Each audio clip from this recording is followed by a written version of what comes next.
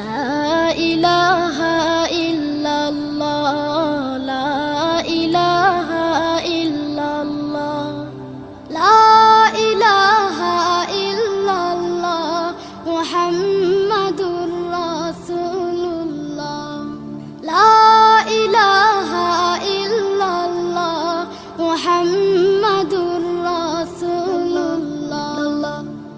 কোনো খালিক নেই তুমি ছাড়া, কোনো মালিক নেই তুমি ছাড়া, কোনো মাবুদ নেই তুমি ছাড়া, কোনো মাশুক নেই তুমি ছাড়া।